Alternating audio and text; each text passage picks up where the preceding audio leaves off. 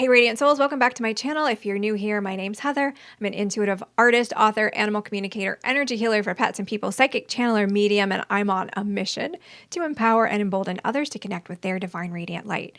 I wanted to jump on camera today just really quickly because a channeled message wanted to come through. So somebody out there I feel really needs to hear this, and I'll jump right into it, but just to tee it up so you know, it's touching on the topics of worry and worthiness and keeping ourselves focused on the present, which I know we hear all the time in so many different teachings. Be in the present moment, be centered, be grounded, the now, all of it. But it's so hard sometimes for us to actually do that.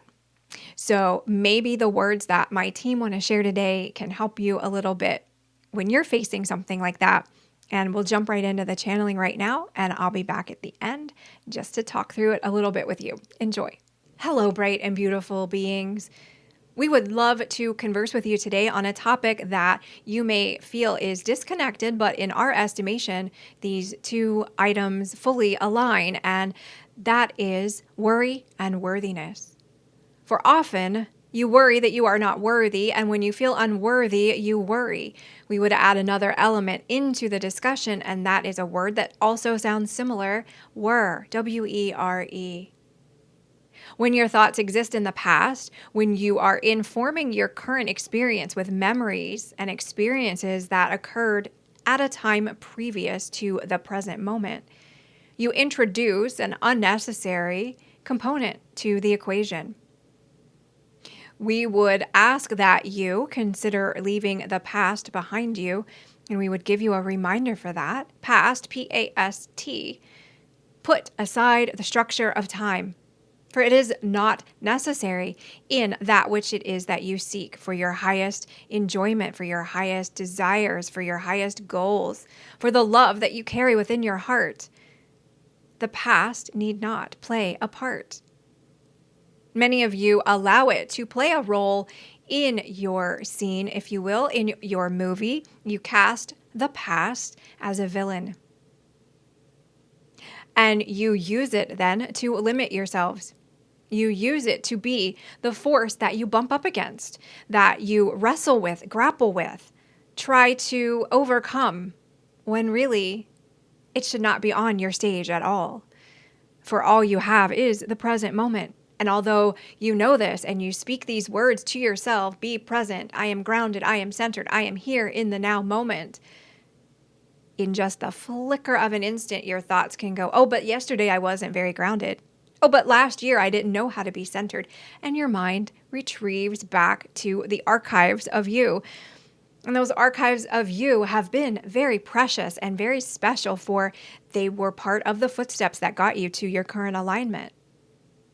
But allow them to be and breathe in that existence in the past. You do not need to carry them forward. This may also apply to the way in which others view you, for often when you are on your journey, when you have moved forward, when you have taken on new desires, new loves, new passions, new aptitudes, you change your frequency. And often those around you assume or expect you to be what you were, W-E-R-E. They expect you to wear what you were. They expect you to show up in the way that was very predictable for them, in the way that you have always shown up. That can cause some discomfort. Do not, dear ones, allow it to weigh you down. Do not allow it to pull you back into a way of being that no longer fits you. Have a conversation with those who will listen that I have changed. I am a new version of me, and we should celebrate this. Won't you look at me in this way? Won't you meet me on this playground of self? Won't you act in this version of the movie with me? In this way, I invite you to it, but I will not return to who I was. For that was a limiting version of me. And that is not to place judgment on who you have been, where you have been, how you have traveled, your past, your were. For again, it should be celebrated as accomplishment. It should be celebrated as part of the beautiful journey that you are on. but you need not pull it out and revisit it in every moment. For this often causes you to measure yourself against a metric that need not exist. Look forward in your vision. Be centered in your present moment. Feel the fullness of you that always exists, has existed, and will continue to exist. And call forward that beautiful divine power within you to create your next tomorrow. Be blessed, dear friends. What really stood out for me in the channeled message was breaking down the word past and to put aside the structure of time. And I want to expand on that in a couple of ways. The team was talking about not seeing, your past in that way that you keep revisiting it. Quit thinking about time as any kind of measure, really, of who you were or who you are or who you should be, because time is a construct of our third dimensional reality. And we say that a lot, but we do actually still live in a third dimensional reality. So it comes into play. But if you put aside the structure of time, for me, what that does is this. It just opens everything up, because often we have this template or blueprint that says, by the time I'm 35, I should do this. By the time I'm 50, it should look like this. Or when I was 6, this happened. When I was 12, we plug in really specifically to our lives through the construct of time.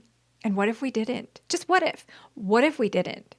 What if we took those limits off of ourselves, took those metrics, like the team said, off of ourselves?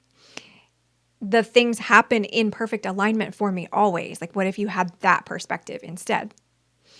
And so then if you tease that out a little bit, what that looks like is if things are happening in perfect alignment for me, how relaxed can that make you feel? Not that you shouldn't go after your goals and take aligned action, but if you stop kind of the proverbial egg timer on that aligned action, well, I'm going to be so driven and I'm going to take aligned action on this thing, but in 2 months, if I don't have it, I'm going to give up. Always look for those aligned actions with yourself and take that limit of time off the table, because it's not a definition that is really helpful for us in a lot of ways.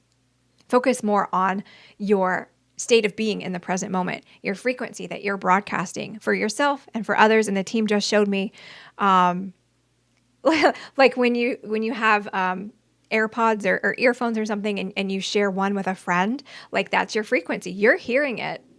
You're marinating in your own frequency, and you're also sharing it with others. So how does that just visualization help you picture, oh, I'm not in the right alignment? Because if you kind of, I don't know if you have a Spotify playlist or something else that you listen to, and you get one of those songs that you're like, that's not mine. That's not on my list. I don't like that song. It's up to you to change it and switch it. Same with your frequency. So this was a little all over the place today, but it's been a little bit since I did a video, and I just wanted to share something and say hello. And that's what wanted to come through today. So I hope you found it helpful. I would love to hear your comments. So leave me a message below, and I'll see you next time. Have a great day. Bye.